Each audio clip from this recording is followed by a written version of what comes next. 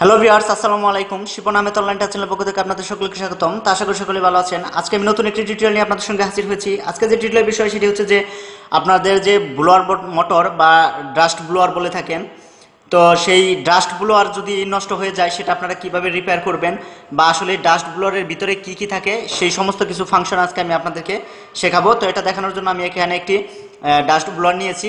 Just এই dust ব্লোয়ারের প্রত্যেকটি screw আমি আগে থেকেই খুলে রেখেছি, কারণ এটা স্ক্রু খুলতে গেলে অনেকটা সময়ের প্রয়োজন আছে।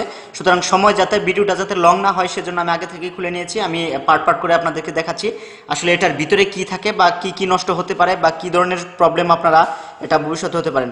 এরকম ডাস্ট ব্লোয়ার আপনারা অনেকেই হয়তো বা ব্যবহার করে থাকেন বাসা বাড়িতে, এবং কি যারা স্পেশালি বিভিন্ন ইলেকট্রিক্যাল বলেন, সেটা রেফ্রিজারেশন বলেন বা ইলেকট্রনিক্স বলেন, সকল শ্রেণীর লোকেরাই সাধারণত এরকম একটি ডাস্ট ব্লোয়ার ব্যবহার করে থাকেন তাদের প্রয়োজন অনুযায়ী। তো ডিয়ার ভিউয়ার্স, এখানে দেখুন এই যে একটি পাইপের মতো দেখতে পাচ্ছেন, এটা দেখুন এই দিকটা একটু মুখটা বড় আর এই দিকটা চিকন।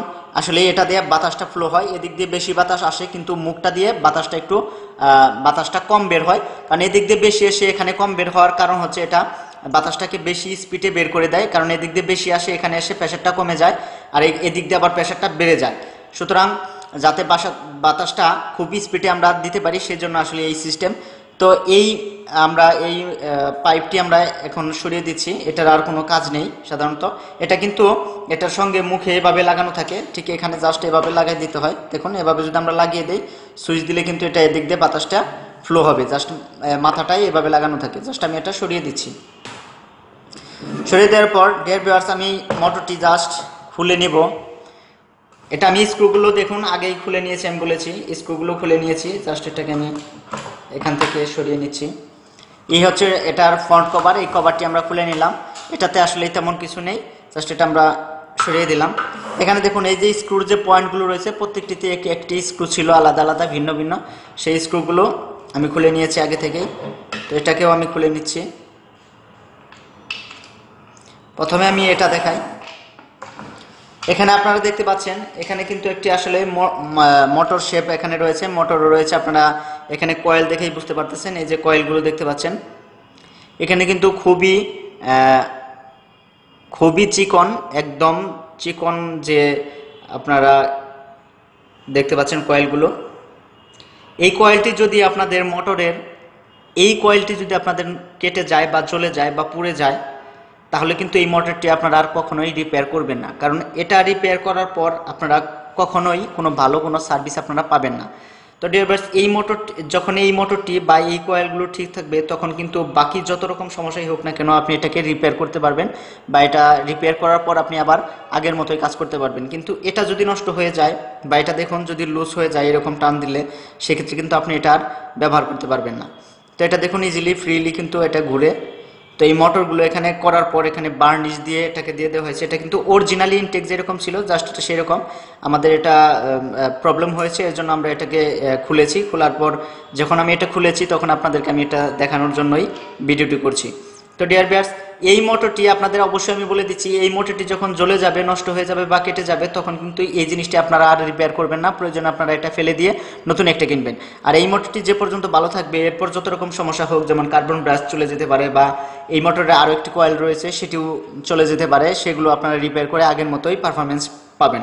তো ডিয়ার ভিউয়ার্স, এই প্রান্তটা দেখুন এই মোটরটির সঙ্গে লাগানো। এইখানে দেখুন এই যে একটি ফ্যান দেখতে পাচ্ছেন, এটা কিন্তু খুবই ফ্রি। এটা দেখুন খুবই ফ্রি, একদম ফ্রি।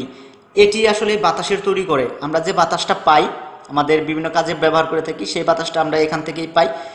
এই ফ্যানটি এত স্পিডে ঘুরে এত পরিমাণ বাতাসটা তৈরি করে, যেটা আমরা আমাদের এদিক দিয়ে আমরা আউটপুটটা পেয়ে থাকি।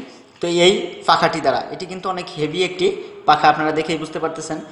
আর একটি জিনিস আপনাদেরকে আমি বলে দিচ্ছি, এটি হচ্ছে আসলে একটি চায়না প্রোডাক্ট। চায়না প্রত্যেকটি জিনিস এমনভাবেই তৈরি করে যাতে সেটা সেকেন্ড টাইম রিপেয়ার না করা যায়। এই জিনিসটি স্ক্রুগুলো খুলতে আমাদের অনেক হ্যাম্পায়ার হতে হয়েছে। তো এটা খোলার জন্য দেখুন এখানে আপনারা একটা ছিদ্র দেখতে পাচ্ছেন, এটা কিন্তু আমি খোলার জন্যই এই ছিদ্রটি করিয়েছি। এই ছিদ্রটি যদি আমি না করতাম তাহলে স্ক্রু খুলতে পারতাম না। দেখুন বিয়ার বিয়ার্স, এখান দিয়ে ভিতরে দেখুন একটি স্ক্রু।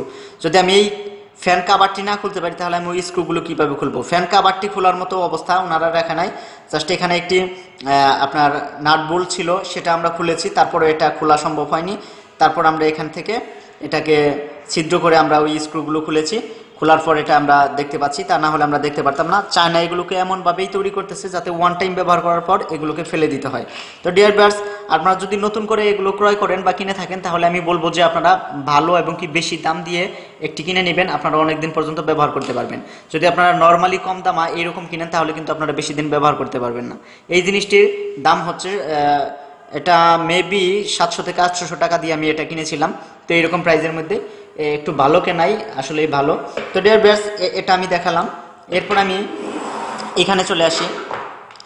এখানে আপনারা দেখতে পাচ্ছেন একটি আপনারা কয়েল দেখতে পাচ্ছেন, কয়েল মোটর। তো এটা আমরা একটু বের করে নিই। এটা কিন্তু এই যে স্ক্রু দ্বারা এখানে আটকানো থাকে, এই পাশে একটি স্ক্রু থাকে, এই পাশে একটি স্ক্রু। আমি স্ক্রুগুলো খুলে নিয়েছি জাস্ট বের করে নেওয়ার সুবিধার্থে। স্ক্রুগুলো আবার গিয়ে কিন্তু এই যে পয়েন্ট দেখতে পাচ্ছেন, এই পয়েন্টে গিয়ে স্ক্রুগুলো আটকে যায়, এতে করে এই যে মোটরটি দেখতে পাচ্ছেন এটা এখানে এভাবে বসে থাকে, জাস্ট এভাবে বসে থাকে। তো ডিয়ার ভিউয়ার্স, এখানে কিন্তু এই যে কয়েলটি দেখতে পাচ্ছেন এটা কিন্তু সিম্পল একটি কয়েল। এখানে এই কয়েলটি বাঁধা একদম ইজি, কারণ এখানে শুধুমাত্র 2টি কয়েল রয়েছে, এই প্রান্তে আর এই প্রান্তে। তো এটা জাস্ট পেঁচালেই হবে। কি পরিমাণ খেই রয়েছে প্রত্যেকটি খেয়ের হিসাব করে জাস্ট এটা বাঁধলেই চলবে। এই মোটরটি আমাদের কিন্তু আসলে এই কয়েলটি জ্বলে গেছিলো, জাস্ট কয়েলটি আমরা নিজেরাই বেঁধেছি। দেখুন, অনেকটা চেষ্টা করেছি যত সম্ভব ভালো করার জন্য। তো আমরা কয়েলটা বাঁধার পর এটাকে আমরা বার্নিশ করে দিয়েছি।